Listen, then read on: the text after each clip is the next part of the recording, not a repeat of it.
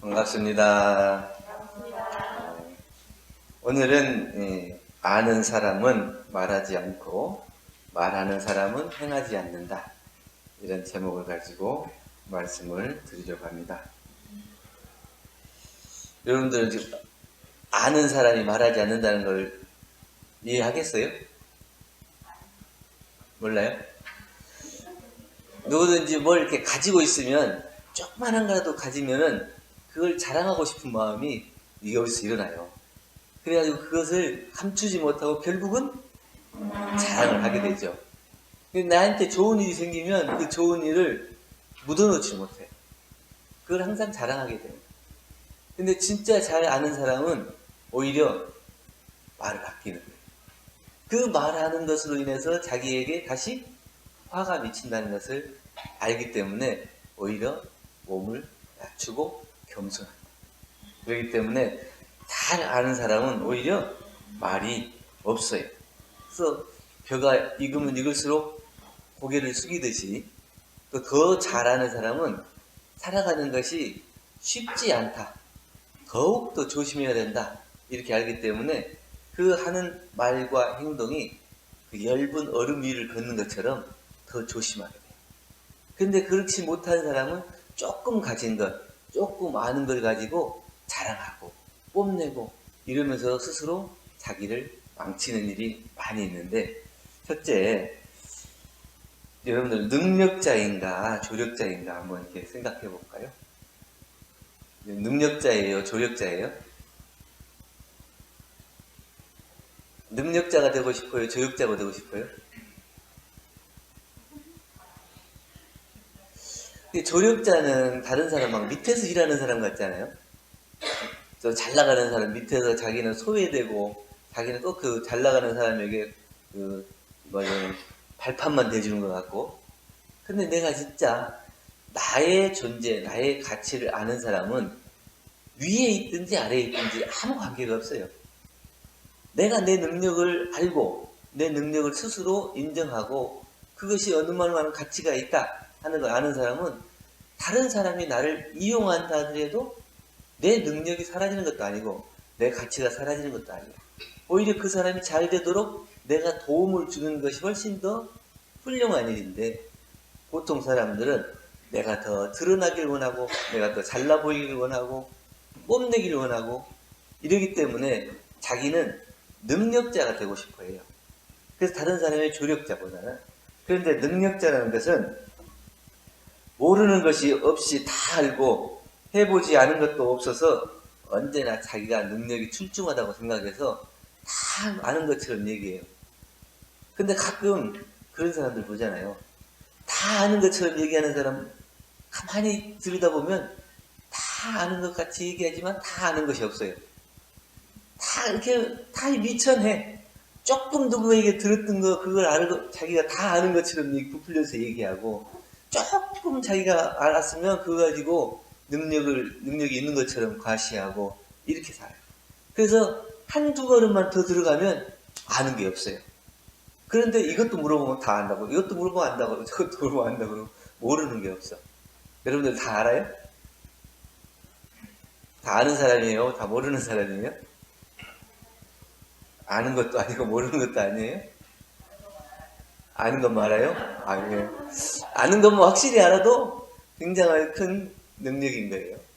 근데 그게 이제 사회생활을 하다 보면 자연적으로 내가 조금 더 잘나 보이고 다른 사람들에게 어필하기 위해서 내 능력보다는 조금 더 부풀려서 얘기하는 경우도 있지만, 그것이 사실은 진정한 나가 아니라는 것을 알아야 되는데, 잘못하다 보면 그게 버릇이 되다 보면 그렇게 부풀려서 얘기한 내가 진짜 난 것 같아요. 그래갖고 자기 허울을 이렇게 만들어 놓고 다른 사람이 그것보다 못하다고 얘기하면 거기에서 화내고 그 사람에게 오히려 미운 마음을 내고 이런다. 그 사람은 나의 진실한 모습, 내 진정한 모습을 알기 때문에 너 그거 아니잖아, 이렇게 얘기해 주는데 왜 내가 그게 아니여? 이렇게 오히려 반박을 해요. 그래서 거짓 나를 오랫동안 길들여온 그 습관이 돼가지고, 그러면 진짜 나의 모습을 잃어버릴 수도 있게 된다는 거죠. 정산종사님께서 근실편 6장에서 교만이 많으면 사람을 잃고 외식이 많으면 진실을 잃는다. 병원이면 병원에 관계된 것, 아니면 내 책임이면 내 책임에 관계된 것을 오히려 잘 알아야 되는데 내 책임 범위를 넘어선 것, 내가 알 것 말고 다른 사람이 알아야 될 걸 그런 거에 관심을 가지면서 그것을 더 많이 안다. 그럼 외식이라. 그러면 진실을 잃게 된다는 거예요. 내가 해야 될 일과 나의 책임을 더 중요하게 생각해서 그걸 더 잘해야 돼요. 그래서 그게 뭐냐면 아는 것을 아는 것 이래야 되는데 괜히 다른 곳에 신경 쓰고 내가 알지 않아도 될 일을 알려고 하고 다른 사람이 무슨 얘기하는가 다 알아야 되고 궁금해하고 그래서 오히려 그 아는 것 때문에 말을 잘못 전달해서 사람을 잃기도 하고 자기에게 상처가 되기도 하고 그렇다는 거죠. 그렇기 때문에 외식이 많으면 진실을 잃게 된다. 사람을 잃으면 세상을 버리게 되는 것이고 진실을 잃으면 자기 스스로를 버리게 되는 것이 된다. 그래서 이 두 가지를 잃고 도를 구하는 것은 종자를 잃고 결실은 구할 것 같다. 이 종자를 심지도 않고 결실을 얻으려고 하는 것과 같다. 이런 얘기죠. 그렇기 때문에 우리가 교만하지 말아야 해. 그리고 나 외에 쓸데없는 것에 관심 갖고 그것보다는 내가 해야 될 일에 집중하는 것이 훨씬 더 소중한 일이다. 이런 얘기를 하는 거죠. 옛날 조선시대에 김좌명이라는 분이 있는데 이분은 현공 때 재상을 지낸 분이에요. 이분이 그 밑에서 심부름하는 사람이 최술이라는 사람이 있었어요. 근데 하는 거 보니까 애가 조금 머리가 똑똑해. 자기 어머니가 호르몬이 된 어머니 밑에서 자라지만 머리가 비상하고 가르쳐주면 잘 알아. 그래서 뭐 시키는 대로 잘해요. 그러니까 조금 더 중요한 일 치고 조금 더 중요한 일 주다가 이제는 그 설이라고 하는 임명을 줘요. 설이라고 하는 것인데 그 회계를 이렇게 다루는 일을 줬어요. 그러니까 이 어머니가 이 재상한테 와가지고 대감마님 죄송한 얘기인데 우리 아들을 서리로 시키는 것은 옳지 않은 일입니다. 거기서 서리를 잘라주세요. 잘라줘요.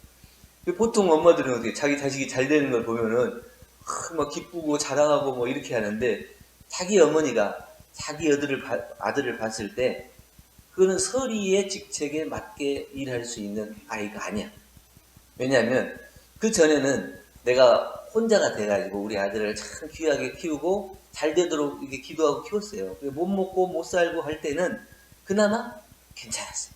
그런데 이 재상 대감 밑에서 인정을 받고 일하니까 조금 먹을 것이 좀 생겨요. 그리고 그 재상 밑에서 신임을 얻고 일한다는 얘기를 듣고 다른 분이 자기 딸을 주어 자기 딸과 혼인을 맺어줘가지고 결혼을 하게 됐어요.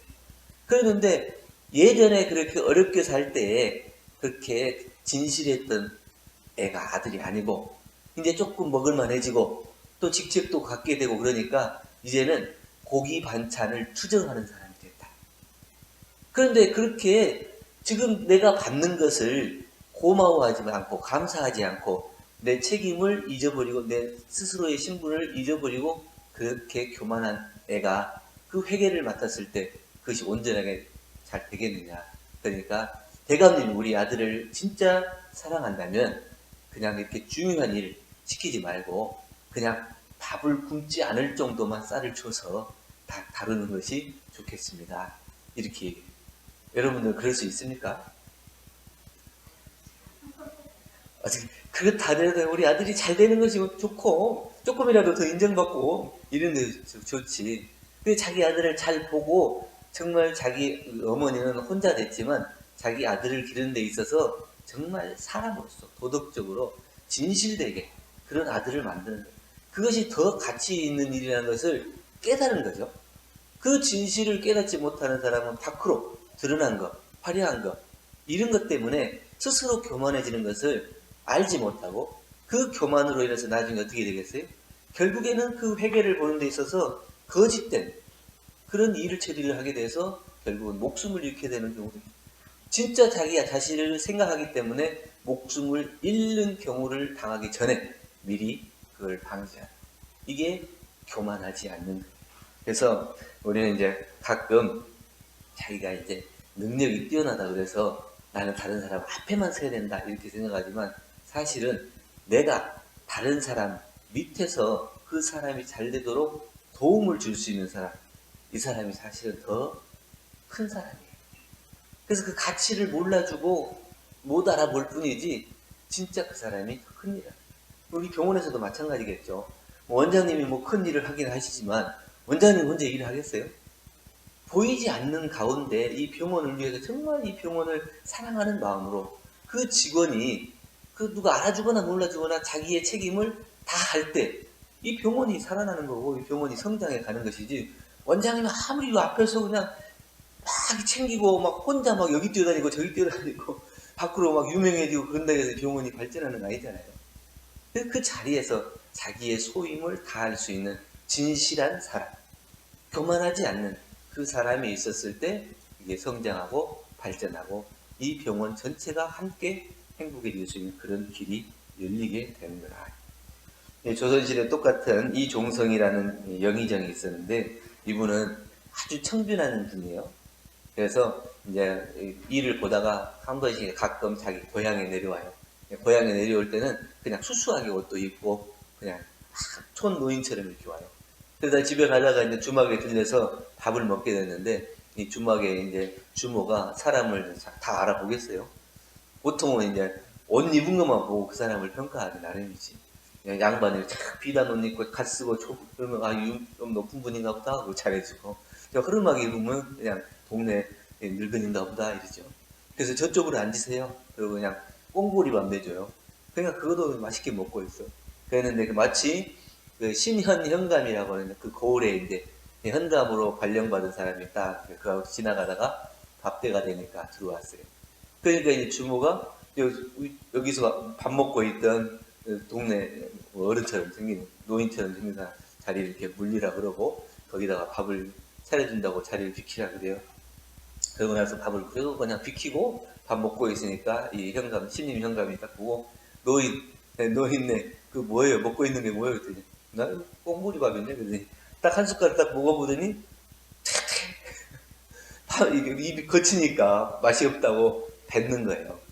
그러니까 이 재상이 자기 집에 가다가 아무리 생각해도 이게 괘씸해. 새로 신임 현감으로 오는 사람이 그게 누구나 다 이렇게 먹는 그걸 가지고 그 입맛이 없다고 거칠다고 했을 때는 얼마나 사람들을 핍박하고 힘들게 할 것인가 하는 게, 그래서 자기 집에 불러가지고 바로 그날 현감에서 잘라. 그게 자기 스스로가 교만한 거예요. 내가 지금 이 고을에 현감으로 왔는데 이런 밥을 나한테 줄 수 있냐 이런 거죠. 그러면 거기에서 그렇게 좋은 것을 먹으려고 하는 사람이 그 나머지 세월은 어떻게 했어요? 그게 뻔해. 고을 사람들에게 미칠 영향이 얼마나 그 사람들을 괴롭히고 자기에게 더 좋은 것, 더 맛있는 것을 갖다 달라 하겠어요. 그렇기 때문에 그 교만함 때문에 발령받는 날 바로 잘리게 되는 거예요. 능력이라고 하는 것은 자신을 위한 자랑거리라. 그리고 조력이라고 하는 것은 내 능력을 겸손하게 생각하고 다른 사람이 더 잘 될 수 있도록 도움을 주고 바탕이 돼주는, 이게 조력이에요. 우리가 잘못 알면 능력자만 우대하고 조력자는 무시할 수 있지만 사실은 그 조력자를 잘 보면 그 사람이 가지고 있는 능력을 오히려 더 깊이 쓸 수 있는 사람, 그런 사람이 더 훨씬 더 큰 일을 할 수 있는 사람입니다. 두 번째는 지적자하고 실천자예요. 직장 생활하다 보면 다 그런 사람 많이 보잖아요. 사사건건 지적하는 사람이 있어요. 이것 잘못했다, 이것 잘못했다, 이것 잘못했다. 하루에도 몇 번 지적하는 거 한번 이렇게 수도 세보세요. 그럼 너무 많은 지적, 자기도 모르게 그게 습관이 돼가지고 이렇게 하고 있는 경우가 많이 있거든요. 그건 뭐냐면 자기가 옳고 그름을 바로 밝히고 안 되는 점을 지적하는 건데 나는 그만큼 잘 안다, 이런 생각 때문에 내가 이걸 지적하지 않으면 이게 더 잘 돌아가지 않는다, 이런 마음 때문에 그것을 이것도 고쳐라 저것도 고쳐라 이렇게 하지만 사실은 그것이 이제 습관되다 보면 자기도 모르게 그것이 하지 않아야 될 말까지도 하게 되는, 그래서 그 사람의 감정을 헤아리지 못하는, 그냥 그 일이 잘 되게 하는 것이 아니라 그냥 지적질하는 그 지적자로서 그렇게 변화될 수도 있다는 거예요. 그런데 실천자라고 하는 것은 시비보다는 상처를 헤아려주는 사람, 부족한 점을 함께 해결하기 위해서 힘쓰는 사람, 이게 이제 실천자예요. 그냥 말로만 이렇게 이거 잘못됐다고 해서 해는 사람이 아니고, 그 잘못되고 잘 되는 것을 모르는 사람이 별로 없어요.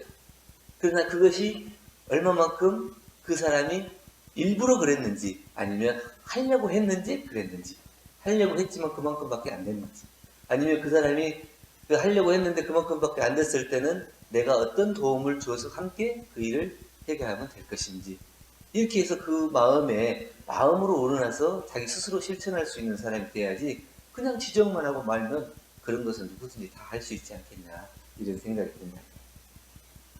어떤 한 부인이 병원에 입원해가지고 창밖으로 보니까 한 남자가 보리밭을 받고 있어요.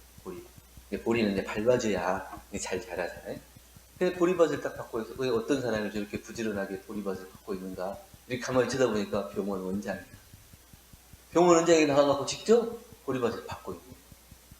그래서 아이고, 이 병원 원장이 이렇게 성실하게 이렇게 하는 모습을 보고 그 병원 원장에 대해서 다시 평가하게 되고 존경하게 되고 그 사람을 신임하게 되고, 그 사람이 누구냐? 목사이면서 신학자이고 의사였던 알베르트 슈바이처 박사가 자기 스스로, 근데 이 슈바이처 박사가 스스로 다른 사람이 말만 하고 이걸 해라 할 수 있지만 자기 스스로가 그것을 밟고 돌보면서 이 성실하는 것을 보고 거기에 입원했던 그 환자들이 그 사람을 더 높게 보고 존경하면서 그 사람이 하는 말을 믿고 그 사람을 응원할 수 있는 그런 사람입니다. 근데 이 슈바이처가 나중에 이제 어떤 사람이 질문을 했어요. 당신은 왜 의사가 됐습니까? 그러니까 뭐라고 대답했냐면, 저는 말로는 사람들을 감동시킬 수가 없어서요. 그게 뭐예요? 말만 하는 게 아니고 직접 실천을 통해서 내 몸으로 직접 그 일을 할 수 있을 때 그것이 진실한 나의 말, 그러니까 말로 하고 끝나는 게 아니고 몸으로 말을 할 수 있는, 입으로 하는 말이 아니고 실천을 통해서 말할 수 있는 그 진실한 말을 나는 그것을 선택했다는 거거든요. 그래서 박사가 그 말을 못했겠어요? 말을 못해서 못한다 그랬겠어요? 그는 결국에는 자기가 실천을 통해서 그것이 그 사람들에게 전해지는 진실함이 전해질 수 있도록 하는 거다. 예전에 이제 말 한번 하려면 우리 불교 이제 처음에 이제 대종사님 당대 때 선진들도 앞에 나와서 강연 같은 거 시키면 그때는 앞에 나가서 말하는 일이 별로 없잖아요. 그러면 여자분들 같은 이렇게 저고리 이렇게 똘똘똘똘 말고 말아가지고 위에까지 막 올라가는 경우도 있고 그런다 그러는데, 요새는 말 못하는 사람 없잖아요. 누구든지 마이크만 주면 아마 시간을 넘기면서 얘기하지 시간 빨리 끝내는 사람 별로 없을 거예요. 노래방 가도 마이크 주면 노래 잘하고 다 그런 시대가 됐어요. 그래서 지금 시대는 말 못하는 사람보다는 말보다는 실천하는 사람, 그런 시대가 되지 않았는가. 제가 이제 지적을 할 수는 있어요. 지적을 할 수는 있지만 지적을 당하는 거는 싫어하죠. 근데 실천을 하라고 말은 하지만 실천하는 사람도 귀하고, 그렇기 때문에 지적을 당하는 것을 감수하고라도 내가 해야 될 실천을 할 수 있는 사람, 이 사람이 훌륭한 사람. 저도 지금 훈련 기간인데 법회 때문에 잠깐 나왔어요. 훈련원에 있는데 밥 먹고 계단을 올라가는데 커피가 똑똑똑 떨어져 있어요. 근데 한두 방울 떨어져 있는 게 아니라 쭉 떨어져, 계속 가면서 떨어져 있어요. 처음에는 이 어떤 사람이 이렇게 커피를 계속 흘리고 간 거야? 옆에 지나가는 사람한테 봐봐, 누가 이렇게 커피를 흘리고 갔어. 이렇게 그러면 쫓아가 보면 범인이 누군지 알 거야. 그러니까 가다가 생각하니까 내가 이 커피를 떨어뜨린 사람이 누군지 알면 뭐해? 알면 뭐예요? 그 사람이 커피를 떨어뜨리려고 떨어뜨리고 간 것도 아닐 거고, 그러면 내가 떨어져져 있으면 그걸 걸레를 가져다가 닦아버리면 그만이잖아요. 닦아버리면 그만인데 그걸 굳이 얘기하고 지적하고 그 사람 쫓아가가지고 왜 이걸 흘렸냐고 따질 필요가 뭐 있냐. 그 생각이 딱 드니까 가서 청소방 가서 걸레 하나 가져다가 닦으니까 깔끔하게 없어요. 그럼 그 다음 사람들은 커피에 대한 시비 분별이 없어지고 그 커피를 누가 흘렸는지 따질 일도 없어지고 그 원인 자체가 사라지네요. 그 걸레 한번 가져다가 닦아버리면 될 일이에요. 이게 이제 실천이잖아요. 근데 그것을 하지는 못하고 지적만 하고 말만 하고 누가 이런 실수를 했는가 따지고만 있고 이래서는 안 될 거예요. 그래서 이제 그 얘기를 하면서 제가 이제 요 설교 준비를 하면서 그렇지 이런 실천이 있어야 자기가 해놓고 얘기를 해야지 하지도 못하면서 뭘 하라고 얘기할 거냐 이런 생각이 들어서 제가 얘와 같이 얘기를 했습니다. 저 사람이 모르는 것은 또 내가 알 수 있고 내가 모르는 것을 저 사람도 알 수 있어요. 그러면 결국 서로를 보완하는 거예요. 근데 내가 아는 것만 밝히고 저 사람이 부족한 것만 밝히고 그래서는 원만하게 일이 되지 않기 때문에 내가 없는 것은 저 사람에게 빌리고 저 사람이 부족한 것은 내가 도와주고 이렇게 해서 서로를 도울 수 있을 때 말하지 않아도 서로 마음이 통하고 아는 것이 있지만 그 말하지 않고 또 말만으로 끝나지 않은 그 실천자 함께 그 병원도 또 사회도 또 이 세상도 함께 그렇게 아름답게 만들어가는 그런 모습이 되지 않을까 이런 생각을 오늘은 아는 사람은 말하지 않고 말하는 사람은 행하지 않는다 이런 제목으로 말씀을 드렸습니다. 감사합니다. 감사합니다.